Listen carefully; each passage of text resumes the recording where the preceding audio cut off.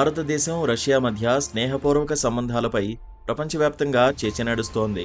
రెండు దేశాల మధ్య సంబంధాలను మునుపటి కంటే మెరుగ్గా మరియు పటిష్టం చేయడంపై ప్రధాని నరేంద్ర మోదీ, రష్యా అధ్యక్షుడు వ్లాదిమిర్ పుతిన్ మధ్య తరచుగా చర్చలు జరుగుతాయి.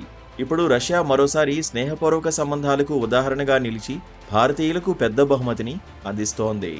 భారతీయులు ఇక వీసా అవసరం లేకుండానే రష్యాలో పర్యటించవచ్చు.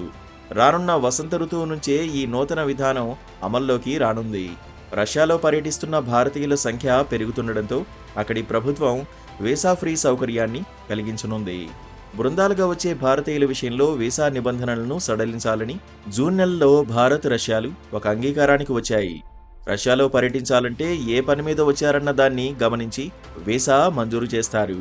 టూరిస్ట్, బిజినెస్, మానవీయ కారణాలు, ప్రైవేట్, ఉద్యోగం, విద్యార్థి ఇలా పలు రకాల వీసాలు ఉంటాయి.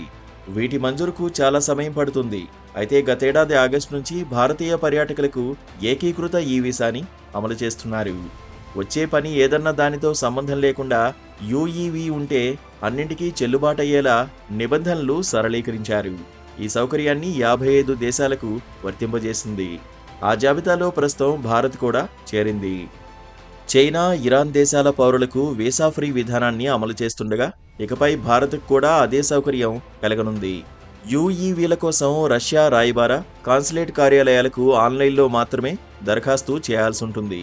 వ్యక్తిగత వివరాలు, రిజిస్ట్రేషన్ సిస్టంతో ఉన్న సమాచారంతో సరిపోయినప్పుడు మాత్రమే వీసాలు మంజూరు చేస్తుంది.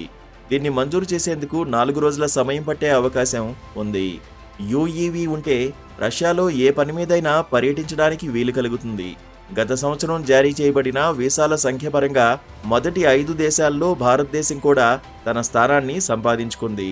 భారత ప్రయాణికులకు రష్యా 9,500 వీసాలను ఇచ్చింది.